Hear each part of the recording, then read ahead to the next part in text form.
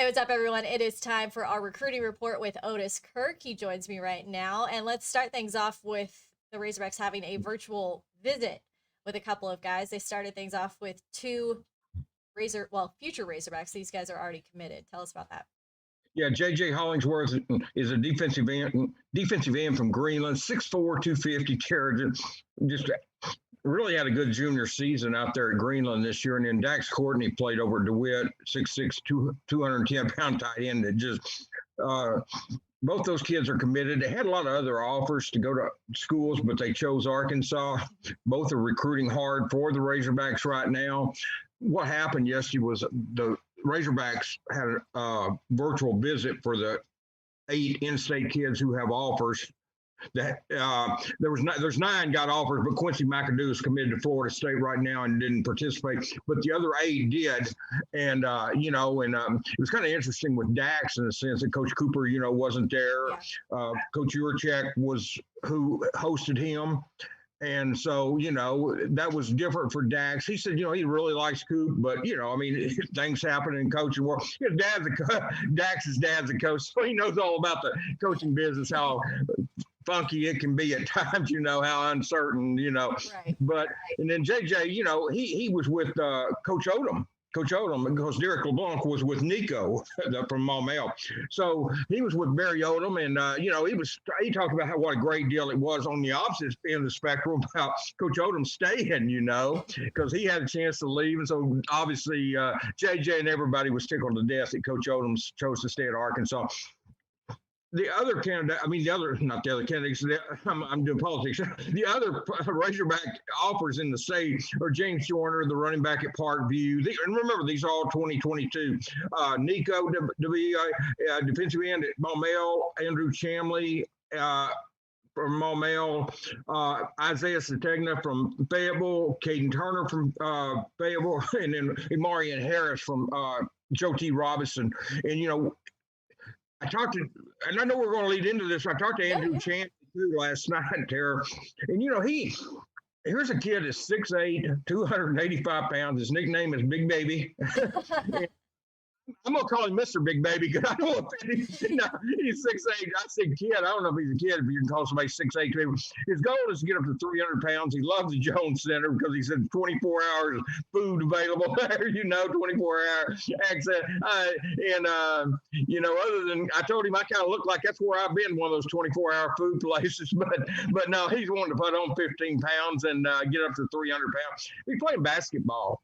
And he and Nico, those are grown men out there playing basketball for Maumelle. Nico's 6'5", 275. So you're talking about 2 kids playing football that also play basketball. They're grown men and 2 of the best recruits in the state of Arkansas.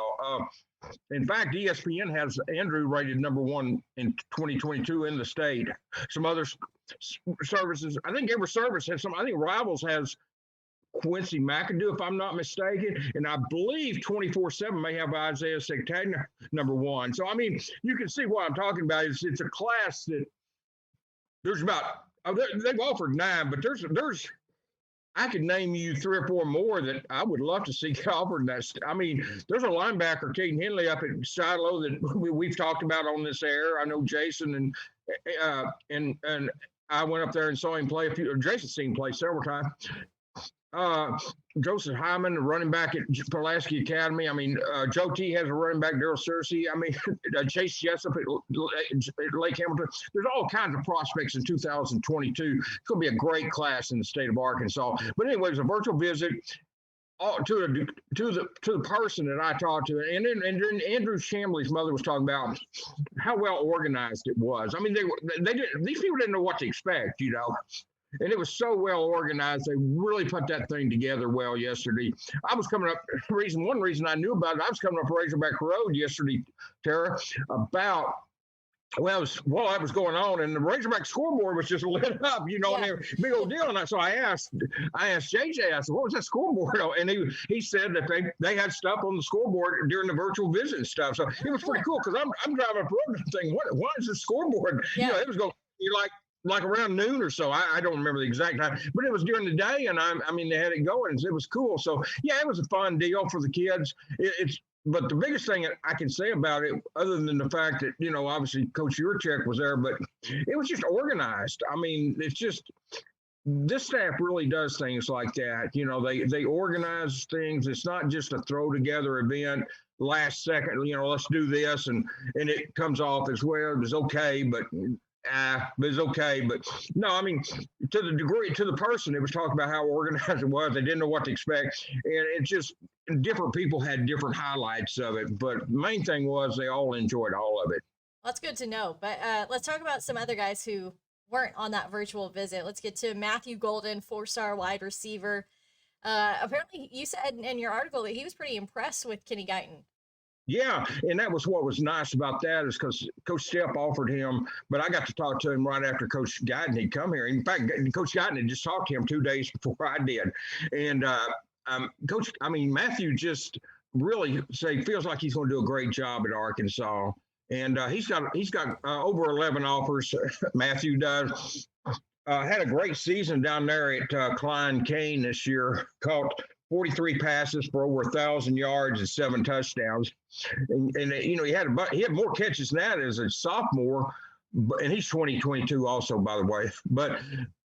But he had more catches as a sophomore, but not as many yards as that. So he even punted. He averaged 40 yards a punt down there. He returns punts, returns kickoffs.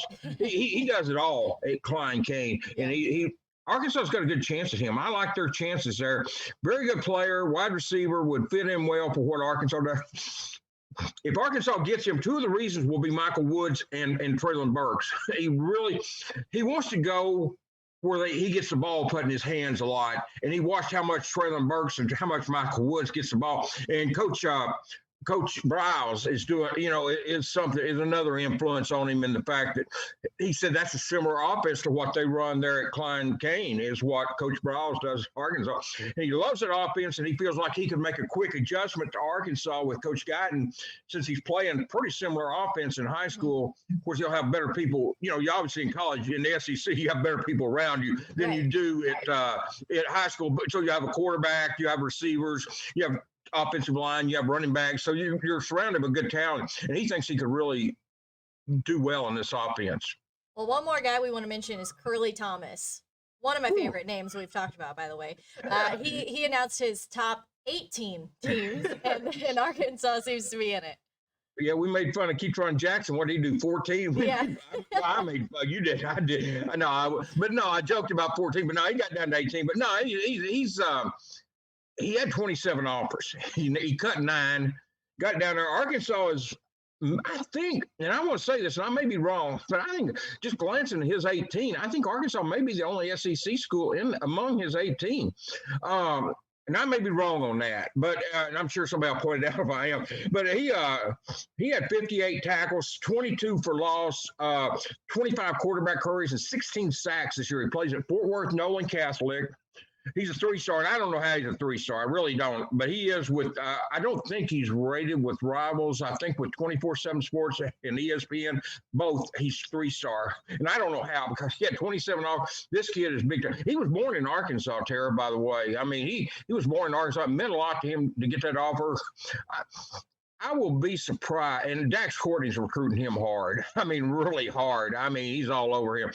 I will be surprised if Arkansas doesn't get him. I think Arkansas has a good chance of getting Curly and Matthew, but I'll be surprised if Arkansas doesn't get Curly. He's from Arkansas, originally born here, plays at Fort Worth Nolan Catholic, which is one of the best private schools down there. They're a very competitive school, and he is just a